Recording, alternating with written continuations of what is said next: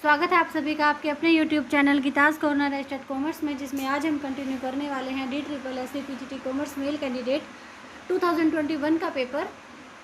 इससे पहले 5 वीडियोस में 20-20 क्वेश्चन जो कर चुके हैं, यानी कि 100 क्वेश्चन हम कंप्लीट कर चुके हैं। आज ये 6 वीडियो है और इसमें आज हम 20 क्वेश्चन जो कंप्लीट करेंगे।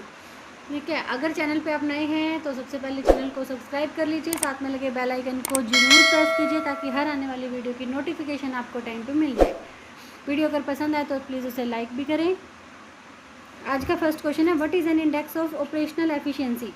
देखिए, ऑपरेशनल एफिशिएंसी का एक इंडेक्स क्या है, यानी कि एक कंपनी जो काम करती है, एक बिज़नेस जो चलाया जा रहा है, उसको उसकी ऑपरेशनल एफिशिएंसी का इंडेक्स हमें यहाँ पे देखना है। तो ये क्या हो जाएगा, रिटर्न ऑन इन्वेस्टमेंट लीवरेज, कि जितनी इन्वेस्टमेंट की गई उस पर रिटर्न जो है किस हिसाब से आ रहा है, ये यहाँ पे देखा जाएगा रिटर्न ऑन इन्वेस्टमेंट लीवरेज में। तो ऑपरेशनल एफिशिएंसी का इंडेक्स क्या हो जाएगा, return on investment leverage. Next question पे चलते हैं। पीछे चैनल पर जितने भी पेपर करवाए गए हैं उन सभी के लिए आप डिस्क्रिप्शन बॉक्स में आपको लिंक मिल जाएगा, आप वहाँ पे जाके सारे पेपर जो देख सकते हैं।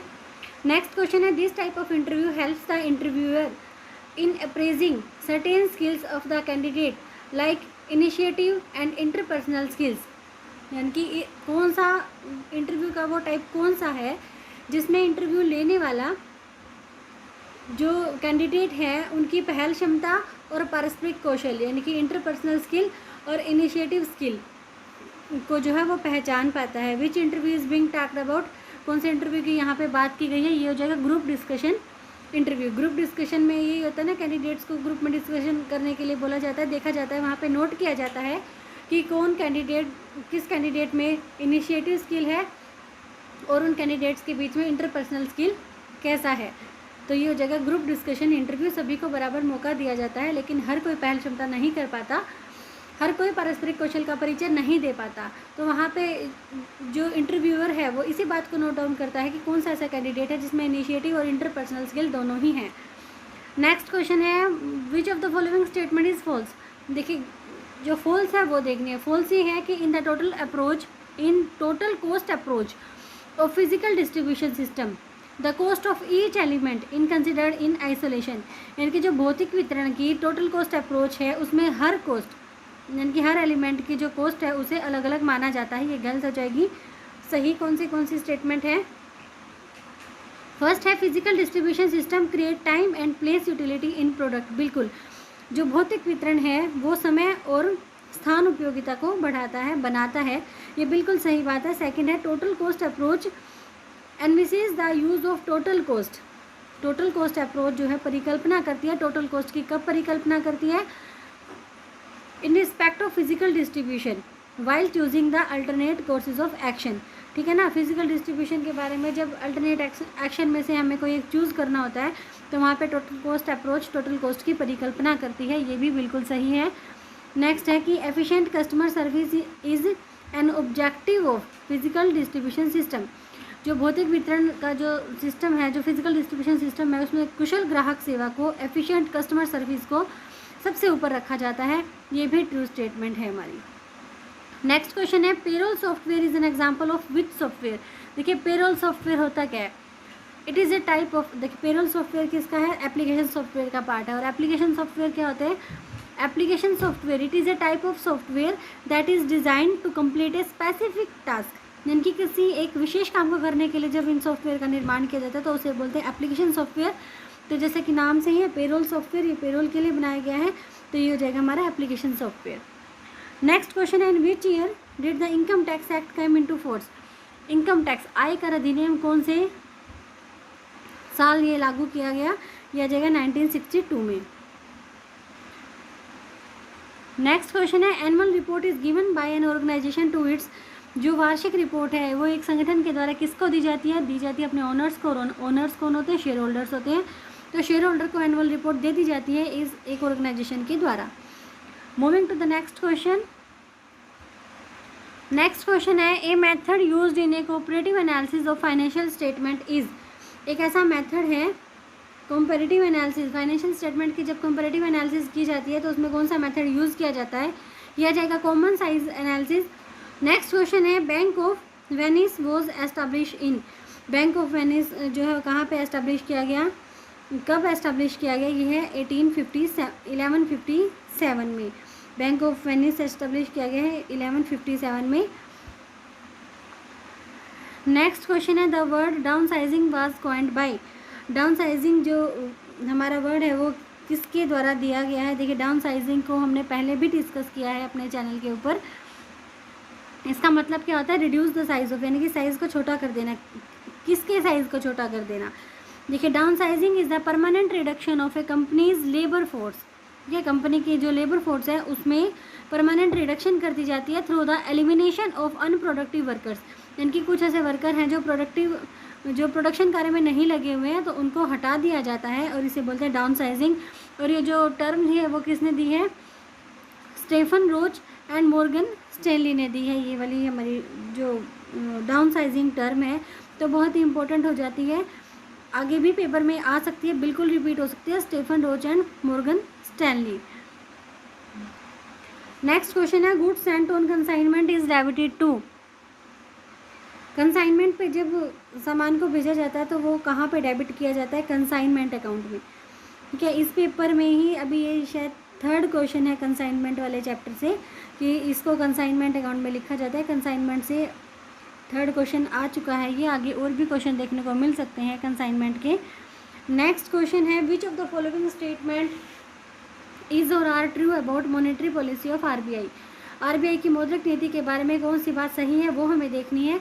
तो ए और सी जो दोनों बातें ठीक है। Monetary policy is one of RBI's controlled expansion, यानी कि RBI reserve bank of India जो हमारा केंद्रीय बैंक है आरबीआई, उसके नियंत्रित विस्तार के लिए अपनाई गई एक नीति है मौद्रिक नीति। और सी है, the monetary policy of the RBI has been rather weak. और आरबीआई की जो मौद्रिक नीति है कमज़ोर रही है। तो ये दोनों ही बातें जो है वो सही हो जाती हैं। What is the slope of the positive supply curve like. जो पॉजिटिव सप्लाई कर्व है उसका क्या स्लोप होता है? देखिए, ये होती है हमारी एसएस कर्व। तो इसका क्या है हमारा स्लोप? ये फोर्थ ऑप्शन है, इट स्लोप्स अप। ठीक है, ऊपर की तरफ जा रही है and to the right hand side की तरफ जा रही है, तो अप टू द राइट। ये हमारा आंसर फोर्थ ऑप्शन जो है वो करेक्ट हो जाएगा। 13 क्वेश्चन है, but where is the headquarter of bank of international settlement situated. देखिए, bank of international settlement short form क्या हो जाएगी? BIS। और BIS की फुल फॉर्म भी पेपर में पूछी जा सकती है, बैंक ऑफ इंटरनेशनल सेटलमेंट। ये कहाँ पे इसका हेडक्वार्टर? बेसल, स्विट्जरलैंड में। एस्टेब्लिशमेंट कब हुई? 17 मई 1930 को। और लोकेशन क्या है? Basel, Switzerland.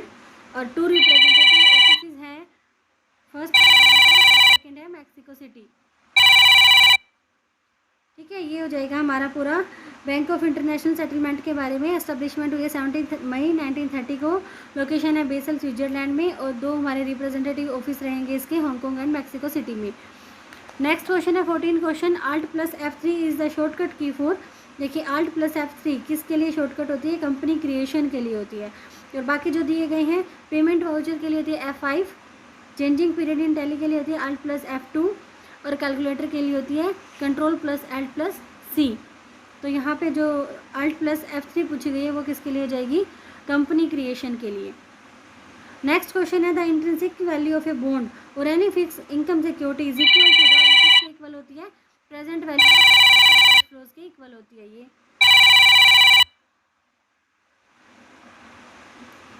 नेक्स्ट क्वेश्चन है,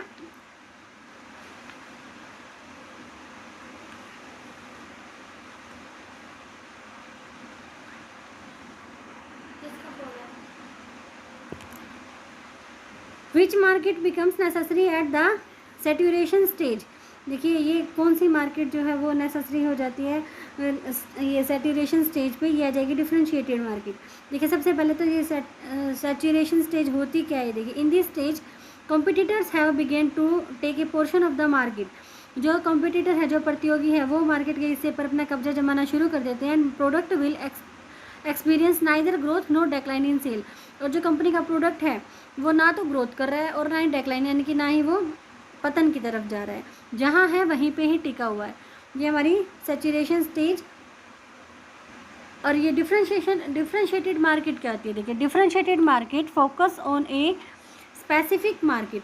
differentiated market focus on a specific market a different market, specific market के लिए एक डिफरेंट मार्केट वर्ड भी यूज़ किया गया है, that is interested in buying a certain type of product. In this market strategies are aimed at 2 or more customer segment और market, यानी कि कस्टमर सेगमेंट या फिर कस्टमर मार्केट भी हम इसको बोल सकते हैं। डिफरेंशिएटेड मार्केट में क्या होता है, कंपनी फोकस करती है बस 2 या 3 सेगमेंट पे ही, rather than a single marketing strategy aimed at 1 target market, यानी कि पूरे बाजार के लिए एक स्ट्रैटेजी नहीं अपनाएगी, अपने हर सेगमेंट के लिए अलग अलग स्ट्रैटेजी अपनाएगी बाजार में टिके रहने के लिए। तो ये क्या जाएगा कि सैचुरेशन स्टेज पे कंपनी डिफरेंशिएटेड मार्केट जो है वो होती है इस वाली स्टेज पे। चलते हैं नेक्स्ट क्वेश्चन की तरफ। Which of the following does not hold short term claims as working balance against the major reserve centres. देखिए इसमें से ऐसा कौन है जो नहीं रखता है short term claims as working balance. तो ये देखिए सेंट्रल बैंक और आरबीआई दोनों एक ही है, तो यहाँ पे फर्स्ट ऑप्शन और थर्ड ऑप्शन दोनों ही ठीक हो जाएंगे। तो आरबीआई है जो नहीं रखता, does not hold short term claims as working balance against the major reserve centres. Next question है which of the following is not an advantages of departmental store. देखिए डिपार्टमेंटल स्टोर क्या होता है, डिपार्टमेंटल स्टोर में क्या होता है, बहुत सारी दुकानें होती हैं एक ही छत के नीचे। Departmental store is a large store divided into departments under one roof and each department specializing in a product category, for example toy, clothing, shoes. अलग अलग दुकानें होती है, कोई कपड़ों की, कोई खिलौनों की, कोई जूतों की, कोई किसी चीज़ की भी हो सकती है यहाँ पे। तो डिपार्टमेंटल स्टोर है और इसके बारे में जो एक एडवांटेजेस नहीं है वो देखनी है। जो नहीं है वो यही है कि these stores are able to offer various product at more reasonable price than most other retailers. ये एडवांटेजेस नहीं है। बाकी देखिए these stores can afford to have effective advertising through press, radio and television. ये एडवांटेज है, इसकी advantages है। Bulk buying from the stores, कह रहे हैं इस स्टोर से अगर बहुत बड़ी मात्रा में एक साथ खरीदा जाए तो enables them to obtain heavy discount from manufacturers, तो हैवी डिस्काउंट मिलता है, ये ठीक है। Their central location attract to a large number of customer leading to a large turnover. और इनकी जो लोकेशन होती है ना वो बहुत सारे कस्टमर को अपनी ओर खींचने में मदद करती है और इसके इनका टर्नओवर भी बहुत ज़्यादा होता है। तो ये बाकी सारे ठीक थी। डिपार्टमेंटल स्टोर के बारे में जो नहीं थी वो यही थी कि ये more reasonable prices than most other retailers, दूसरे रिटेलर से कम रेट पे ये जो है सामान मुहैया कराते हैं, तो ये गलत हो जाएगी।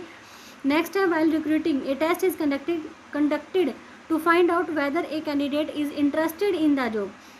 रिक्रूटमेंट के टाइम एक टेस्ट किया जाता है ये देखने के लिए कि जो कैंडिडेट है वो इंटरेस्टेड है कि नहीं उस जॉब के लिए जिसके लिए उसने आवेदन किया है, and to find out which area of the job range the candidate is interested in. और ये देखा जाता है कि फिर वो कहाँ पे इंटरेस्टेड है, which test is being talked about. देखिए देखा जाए तो इन चारों ऑप्शन में से सिचुएशनल टेस्ट यहाँ पे सही बैठ रहा है, लेकिन जो एक्यूरेट है इस डेफिनेशन के हिसाब से वो हो जाएगा हमारा इंटरेस्ट टेस्ट। देखिए यहाँ पे क्या कह रहा है कि कैंडिडेट कहाँ इंटरेस्टेड है, कौन से जॉब रेंज में वो इंटरेस्टेड है। तो इसके लिए क्या होता है इंटरेस्ट टेस्ट होता है। Interest test in selection process क्या होता है वो, this is conducted to find out like and dislike of a candidate to are occupation, hobbies etcetera. Interest test में यही देखा जाता है कि जो हमारा कैंडिडेट है उसकी क्या लाइक है क्या डिसलाइक है, ठीक है, dislike of candidates toward occupations, hobbies etcetera. Such test also enables the company to provide vocational guidance to the selected candidates. और इस तरह के टेस्ट कंपनी को योग्य बनाते हैं व्यवसायिक मार्गदर्शन देने में कि जो चुने गए हैं उन्हें वो वोकेशनल गाइडेंस दें, and even to the exiting employees.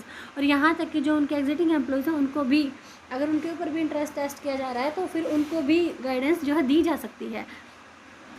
देखिए क्वेश्चन के हिसाब से आंसर है सिचुएशनल टेस्ट। और सिचुएशनल टेस्ट क्या होता है, these test are widely use to measure the latent ability of a candidate. Situational test तो कैंडिडेट के अंदर छुपी हुई योग्यता को देखने के काम आते हैं कि उसमें छुपी हुई योग्यता कौन सी है। And to learn new job और स्किल, भाई नई जॉब को सीखने की, नया काम सीखने की उनके अंदर छुपी हुई योग्यता है या नहीं, और है तो कितनी है। They enable us to find out whether a candidate would be suitable for a job. और इस सिचुएशनल टेस्ट से ही पता लगता है कि एक कैंडिडेट उस काम को करने के योग्य है कि नहीं। इनके अगर इन चारों में देखा जाए तो सिचुएशनल टेस्ट ही नियर अबाउट है, लेकिन एक्चुअल में क्या हो जाएगा, इंटरेस्ट टेस्ट इसका आंसर हो जाएगा। नेक्स्ट है which of the following is an example of cash flow from investing activities. देखिए इस क्वेश्चन का आंसर थर्ड आएगा ना कि second. Which of the following is an example of cash flow from investing activities. ये कोई investing activity नहीं है, ये हमारी ऑपरेटिंग एक्टिविटी है। तो sale of investment by non financial enterprise, ये हमारा क्या हो जाएगा, cash flow from investing activities के अंदर आ जाएगा। तो आज के थे ये 20 क्वेश्चन। मिलेंगे अगले 20 क्वेश्चन के साथ अगली वीडियो में। बने रहें हमारे साथ, चैनल को सब्सक्राइब करना ना भूलें। प्लीज़ लाइक करें, शेयर करें वीडियो को ज़्यादा से ज़्यादा। नेक्स्ट वीडियो तक बाय बाय।